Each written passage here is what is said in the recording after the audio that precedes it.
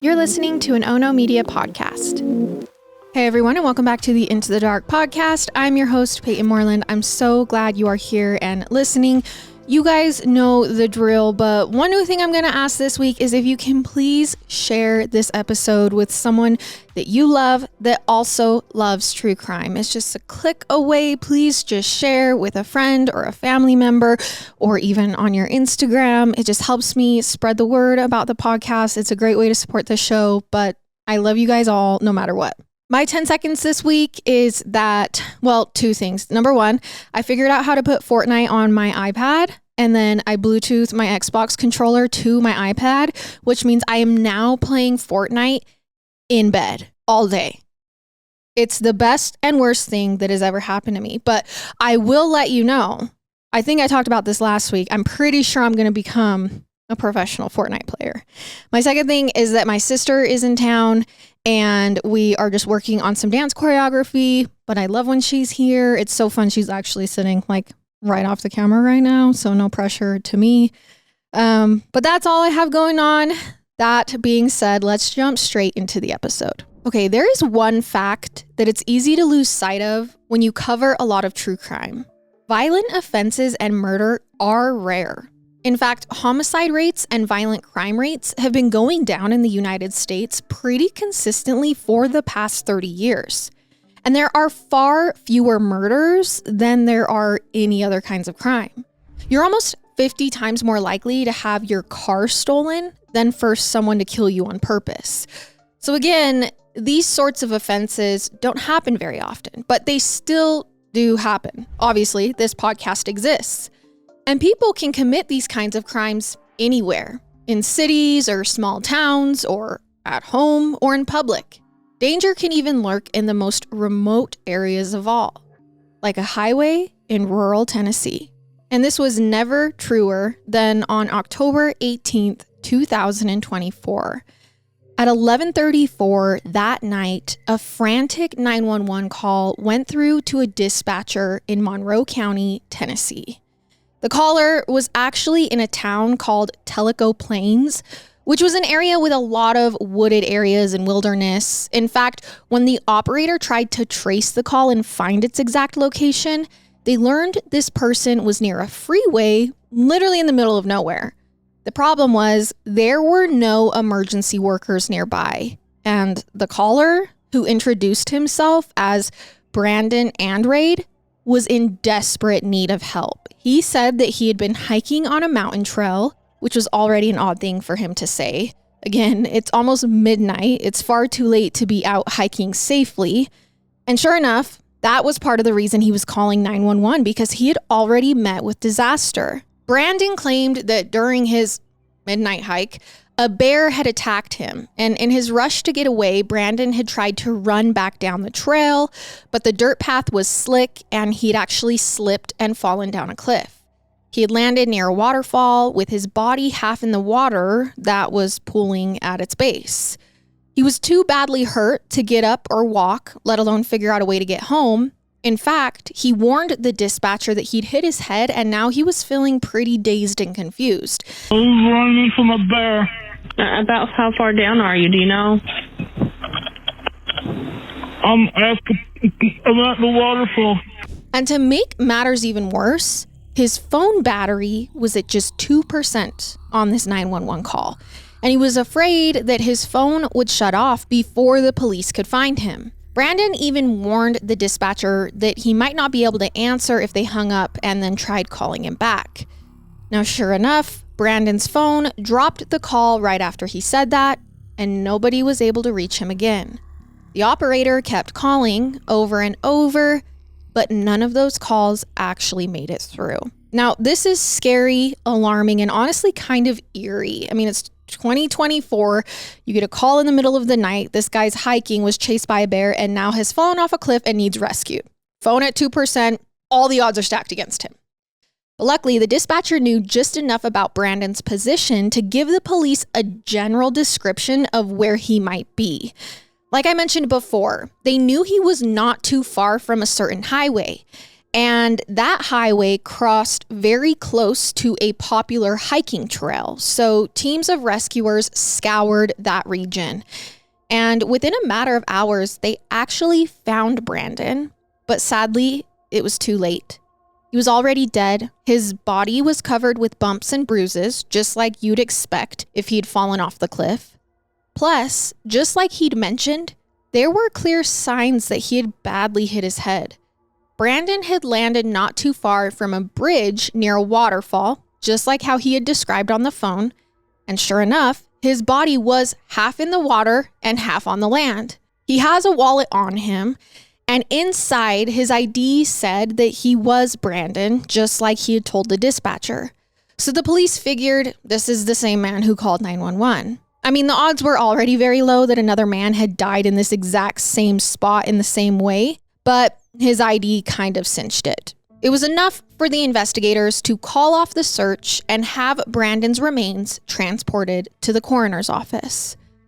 But when the medical examiner began their post-mortem surgery, they noticed something odd. Brandon's body was covered in injuries, but none of them were consistent with a bear attack. And they honestly almost didn't match falling off a cliff either. Instead, Brandon died of blunt force trauma to the head, and the medical examiner thinks that this was no accidental bump. Instead, the coroner thought it looked like someone had beaten Brandon to death with a bat or some other kind of weapon. In other words, the medical examiner believes that Brandon had not died in a hiking accident, like the person had said on the phone. He was murdered.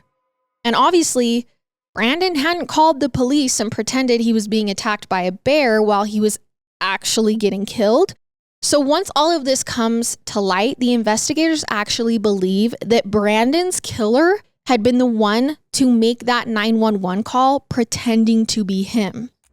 They'd probably figured that the police would find the body, assume Brandon had died from the bear attack and the fall, and then close the case without any further investigation. Honestly, this is a pretty good way to cover up a crime. So of course, the biggest question now is, who had done this? Like, they do not believe this is an accident. So the investigators pulled Brandon's records to see if he had any enemies. And once again, they found something very strange and unexpected. See, some time ago, Brandon had reported to the police that he was a victim of identity theft. A scammer had somehow accessed all of his personal information, and they were using his name and social security number for criminal purposes. Basically, there were actually multiple scammers who were conning people, and they all told their victims that they were Brandon. So when people inevitably realized that they had been ripped off and went to the police, they gave the authorities Brandon's name. And the investigators didn't know the real con artists' identities, so the criminals kind of just kept getting away with it. In the past 7 years, maybe longer, before 2024, there had been dozens of cases where the officials had suspected Brandon of committing one crime or another, only for further investigation to reveal his identity had been stolen once again, and he was innocent. In fact, it soon became clear that the real Brandon didn't have anything to do with the dead body in the morgue either. Because get this, all of this comes to light. The ID, the fact that his identity is stolen and then possibly stolen again on a phone call. Police are trying to, learn about Brandon and discover he's alive. The police were able to track him down, talk to him, and confirm he's okay. The dead man was not Brandon. The murderer had put a fake ID into the victim's wallet to throw the police off their trail. Literally, not only has Brandon had his identity stolen his entire life, his identity was just stolen to be used on a dead body as well. Honestly, a twist no one saw coming, but if the killer really did all of this to try and cover their tracks, this part was a big mistake. Because once the investigators realized that Brandon had been a victim of identity theft again, they were able to connect him to a particular scammer. I mean, there's a long trail of scams of people who have been using Brandon's identity for years. Someone who used Brandon's information in the past and had been caught. This was a man named Nicholas Hamlet. Now, he had been using Brandon's identity plus several other stolen aliases since 2017. And it took no time at all for the officers to realize that Nicholas had taken out multiple life insurance policies against Brandon, this stolen identity, meaning this particular scammer stood to make a lot of money if Brandon was ever found dead. So he certainly had a good reason to fake Brandon's death and make it look like he had passed away in a hiking accident. Plus, Nicholas had a long history of arrests and convictions for all kinds of different crimes. Some of those had been pretty minor things like fraud or parole violations, but he had also been convicted of 4 separate felonies. And that wasn't counting his most alarming previous conviction. In 2009, Nicholas, our scammer, had tried to murder someone. Basically that year, Nicholas was trying to scam another man whose identity has not been released to the public. I know that Nicholas was using a fake name, and when he met this other man, he pretended to be an insurance salesman in order to gain his victim's trust. Well, one night he called his target and said he wanted to sell him an insurance plan. But he said, we can't meet in an office or make the sell over the phone. We need to see one another in person, maybe in a local park after sunset. Now, I don't know what this victim was thinking or if this set off any alarm bells for him, but the man did agree to meet Nicholas in the park for this proposed opportunity. And once they were there, Nicholas revealed, obviously, there was no insurance plan, no business deal. Instead, Nicholas drew a gun. And then he marched his target over to a freshly dug grave, and he told the man he was going to be buried there. Now, I honestly don't know if Nicholas was just trying to intimidate him or if he had decided to murder this man in cold blood. And I also don't know what he would have had to gain from killing this man.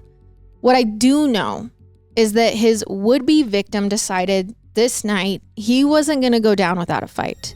He charged Nicholas and ended up in a very violent struggle with him. And by this point, Nicholas wasn't just trying to intimidate his target anymore, if that was ever even his plan. He was fully willing to kill him.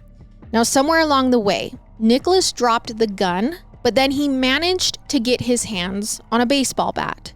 He tried to hit the other man with it, but the good news is that his target was much better at fighting than Nicholas was.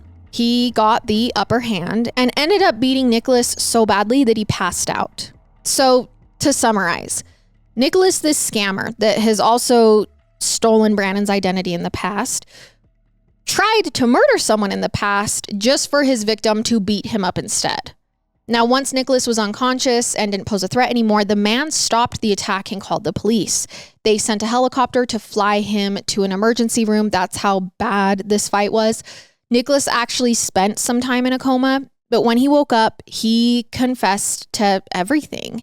He said that he had pulled a gun on this other man, that it was completely unprovoked, and that he really had been trying to kill him during the fight, basically saying for the other man that this was self-defense. Anyway, Nicholas was charged with attempted murder and kidnapping, but he agreed to a plea deal, and the police dropped all the charges against him other than one count of felony assault. He was sentenced to 20 years in prison, and he got out early on parole. So, by the time, fast forward, this unidentified victim was found in Tennessee. Remember, it's not Brandon. Nicholas had been a free man for several years. He had spent that time violating his parole. Nicholas lived in Tennessee, even though he wasn't supposed to leave the state of Alabama. And like I mentioned earlier, he was running a lot of scams and living under several false identities, including Brandon's. So once the police learn this insane backstory, they can't ignore the similarities between Nicholas's earlier attempted murder and this one.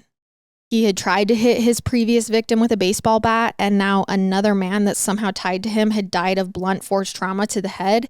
Add in the motive of him allegedly wanting to fake Brandon's death and collect on his life insurance policy, it's not too hard to put 2 and 2 together and assume that Nicholas might be responsible for this murder. All the police needed to do was determine if the victim and Nicholas had actually known each other. There's a motive, there's a way. So after a bit of investigation, they learned that the deceased man, who police originally assumed was Brandon, was actually a 34-year-old man named Stephen Douglas Lloyd. And once they learned Stephen's identity and they look into his life, they learned that he had lived a hard life even before his murder. He grew up in foster care, always bouncing from one home to another. He had no stability. Eventually, he did find parents who were willing to adopt him and bring him into their family. But sadly, by this point, Stephen had serious problems trusting people. He was actually diagnosed with reactive attachment disorder, which is a mental health condition that happens when basically someone struggles to form bonds. People with reactive attachment disorder sometimes can have a hard time opening up to people or being vulnerable with them. They might assume their friends and family members are out to hurt them, even if there's no evidence to suggest they're in any danger. And it seemed that in Stephen's case, he never felt entirely comfortable around his new parents. Even though they loved him, supported him, wanted him to be taken care of, Stephen could never quite open up to them. And by the time he was an adult, he chose to move out of their home and he ended up becoming unhoused. Now, his parents assured him he could always come back whenever he wanted and he would be welcomed with open arms. But Stephen was just too distrustful. He actually felt safer alone. That said, he did talk with his adoptive parents on the phone regularly. Their relationship was about as strong as it could be, given the circumstances, but at least they still had a relationship. And I want to be clear, Stephen's family treated him well, as near as I can tell, and he didn't move out in an attempt to hurt them or be difficult. I just want to make it obvious that nobody was in the wrong here. This was just a very difficult situation all around. But at one point in late 2024, while Stephen was unhoused, he told his family about a new friend he had made. Apparently, someone had found a way to get past his barriers and finally earn his trust. And according to him, this process took months. But along the way, Stephen became close with his new friend. You have one guess. Who is the new friend? Nicholas, the scammer, and the attempted murderer. Except that's not the name that Stephen gave his parents. While they were getting to know one another, Nicholas had given Stephen a fake name. He'd certainly never mentioned that he'd been in prison for attempted murder or that he was a con artist who constantly used different names. So Stephen had no idea who this new person in his life was, and he had no clue about his background. Either way, ironically, Stephen came to trust Nicholas. It was so rare for him to feel safe around other people, but Nicholas had found a way to con this kind of relationship with Stephen, which is obviously unfortunate because Nicholas was the last person Stephen should have let his guard down around. The police believed that on October 18th, the date of Stephen's murder, Nicholas was trying to pull off another scam. They didn't have enough details to say exactly what the con was, but they do have a theory at this point. They thought Nicholas had printed a fake driver's license and other documents in Brandon's name. Remember, Brandon, who is still alive. But it was getting to a point where he needed to find a new person to impersonate. People were starting to catch on that this Brandon identity was not legit. So Nicholas may have decided at this point to steal Stephen's information.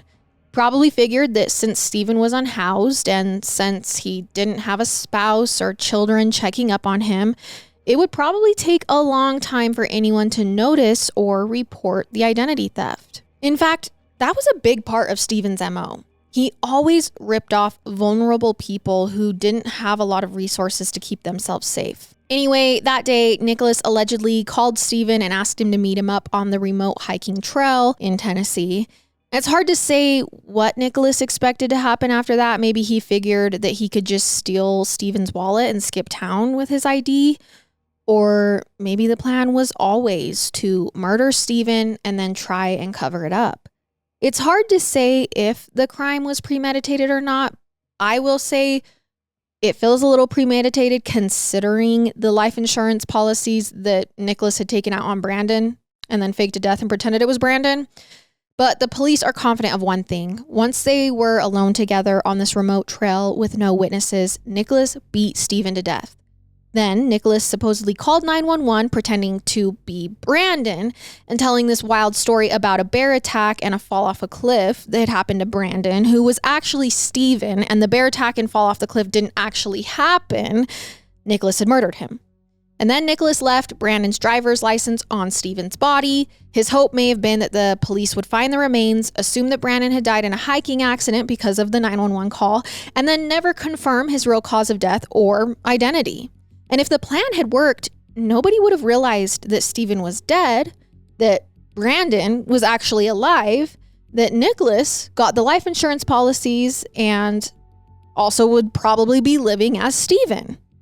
Now, this whole plan was very complicated. Between the fake ID and the 911 call, it took the police several days to figure out that Nicholas was a suspect, and then weeks for them to determine Steven's identity.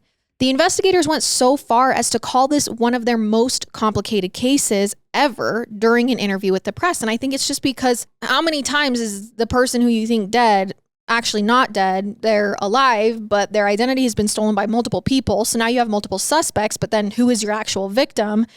I mean, once they pieced it together, they did go straight to Nicholas's house to question him, but he wasn't there. His wife didn't seem to know where he'd gone or when he'd be back, so this was enough to tell the investigators that Nicholas had probably skipped town. In fact, his friends and neighbors all agreed that none of them had actually seen him since the date of the murder. Eventually, the police found evidence showing that he had bought a ticket on a Greyhound bus back on October 19th. This was the day after Steven's homicide, and his destination had been out of state. It was to North Carolina. So, this point, the Tennessee police collaborated with other departments from out of state, and they announced that they were launching a manhunt. In the midst of all this, they also had a very grim task. They needed to notify Steven's family about the case, about what had happened to him. Now, when Steven's parents heard this entire story, they were shocked. They couldn't believe that Nicholas had managed to earn their son's trust. Again, it was so hard to get past his defenses, and it was unthinkable that Nicholas had pulled it off in a few short months. And then it was even harder to accept that Steven had let his guard down for his friend. And then Nicholas was so cruel as to abuse that trust and take Steven's life. If anything, this whole story just went to show how manipulative Nicholas really was. Now, understandably, the police also understood that Nicholas was capable of seriously hurting people, and they were very worried about what he might do next. So beginning on October 25th, 2024, this is about a week after Steven's death, they hosted multiple press conferences where they showed Nicholas's picture and said he was wanted for murder. And they also warned members of the general public that Nicholas was very dangerous and that he might try to hurt or even kill someone. So they said that if anyone saw Nicholas and thought they recognized him, they should not try to talk to him or intervene personally. Instead, the detectives just wanted people to call the tip line and report any potential sightings. Now, in these press conferences, they also encouraged Nicholas to turn himself in. Sadly, the police didn't have very high hopes that Nicholas was actually going to surrender, so they made statement after statement, always encouraging people to just share information and be on the lookout. They also offered a $5,000 reward for any tip that led to Nicholas's arrest. So all across the United States, people begin to be on the lookout for Nicholas. And eventually, someone reported a very key sighting on October 31st, 2024. This was Halloween evening. That's when someone in South Carolina called the police to say they had just seen Nicholas out and about. Interestingly enough, this sighting was in a town where some of Nicholas's family members lived. So the police figured, dang, he was probably staying with a relative while on the run. They issued a warning to everyone in town. I mean, concerns were high because a lot of families were out trick-or-treating on this night. Other people were at costume parties or bars. It was one of the worst times to be looking for a dangerous wanted murderer. And again, people are in masks. They had their guards down, and it would have been very easy for Nicholas to twist the situation to his advantage. Now, the good news was that once people knew to be on the alert, more tips came in. Shortly after midnight on Halloween, well, I guess it's now November 1st, another person called the police and they told them that they had spotted Nicholas lurking somewhere near the local high school. So, officers descended on the campus hoping to catch him, but to all appearances, they had just missed him. He wasn't there anymore. Search teams scoured every inch of the school and its grounds. Then they went through the nearby neighborhoods. They even brought in helicopters to fly over the area and look for Nicholas from above. Police dogs paced across yards, streets, and public parks, trying to pick up his scent. But none of these efforts generated any new leads. Now, for the next week, all of the local police officers were on high alert, hoping that he would somehow turn up again. But it seems like the near miss had been enough to spook Nicholas, and by that Friday, the officials concluded that he had probably skipped town again, and nobody knew where he had gone. So that was discouraging. And even worse, after that sighting, another week and a half went by with no new breaks on the case. Wherever Nicholas was hiding, he was keeping a low profile. That is until the night of November 10th. That evening, a few police officers were on patrol when they saw a man at the side of the road behaving erratically. They were in South Carolina, about 25 miles from the town where Nicholas had been spotted on Halloween. But these patrolmen weren't thinking about Nicholas when they saw this man. They were just concerned about his health and well-being. They picked him up and asked for his name. And when the man introduced himself, the name didn't ring any bells. He obviously didn't say he was Nicholas, so the unsuspecting officers brought him to a local hospital. And there, the doctors confirmed that the patient was suffering from dehydration, so nothing serious or life-threatening. But while he was getting care, one of the employees at the hospital thought he looked familiar. In fact, they realized that they recognized him from a wanted poster they had seen. The patient was indeed Nicholas Hamlet, the murder suspect. So the hospital employee went up to the police officers and was like, hey, you just brought your suspect in. The staffer basically asked them, do you realize this? And the tip was enough for the police to prevent Nicholas from checking out or getting away again. They took his fingerprints, and that was enough for them to confirm he really was Nicholas. Finally, after nearly a month-long manhunt, they arrested him that same day on November 10th. They charged him with Stephen's murder and with parole violations. And as of this recording, Nicholas is still awaiting his trial. And so is his wife, Taylor Fiber. Now, I know I haven't mentioned her yet, but to be clear, Taylor was not involved with Stephen's actual murder, but she did allegedly help Nicholas evade the police during the manhunt. It started right at the beginning of the investigation, before the investigators had even identified Stephen as the victim. But when they still thought the dead man was named Brandon, some officers went to Nicholas's house to question him. Like I mentioned before, Nicholas wasn't home, Taylor answered. Taylor reportedly did say she knew him, that Brandon was her husband's brother. Now, obviously, this is a lie, but she made it sound like Nicholas had a good reason to have all of these connections to Brandon. It wasn't because he had stolen his identity, but because they were related. Now, eventually, the police realized this wasn't true, but the lie slowed them down just enough for Nicholas to go on the run because he realized police were after him. And speaking of going on the run, you'll remember how earlier I mentioned that he took a Greyhound bus out of state? Well, according to the police, his wife, Taylor, was the person who paid for the ticket, and they think she actually knew where he was hiding this entire time. See, there was a good reason why nobody had spotted him for almost 3 weeks other than Halloween night. That reason was that Nicholas wasn't staying in town or in a hotel. He was camping somewhere very remote. And of course, you need a lot of equipment, supplies, food, and water if you're going to camp for a long period of time. Well, Taylor allegedly kept bringing Nicholas all of these things. There are even reports that she was always watching the news, Googling new developments in the case. So the authorities believe she gave her husband regular updates on the manhunt to help him know if he was in danger of getting caught.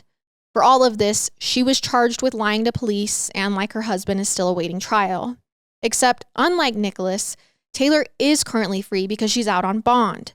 Now, until those two cases can go to court, there are a lot of details that we don't know for sure because it hasn't been made public. We still don't know if the police's theory is correct, if Nicholas committed murder because he wanted to steal Stephen's identity and collect on Brandon's life insurance, or if there was another motive.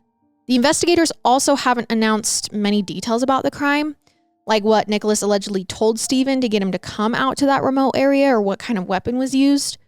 But one thing is clear, Stephen really trusted his friend Nicholas. And if the evidence is to be believed, he was wrong to do so. I'm not saying that to victim blame him or suggest that Stephen was responsible.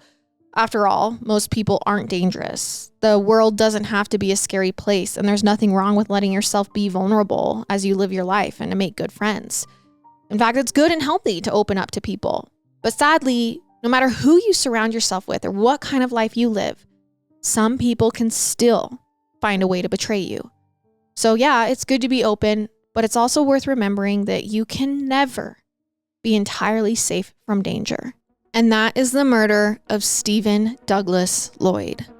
Thank you guys so much for listening to this episode, and I will see you next time as we dive further into the dark together. Goodbye.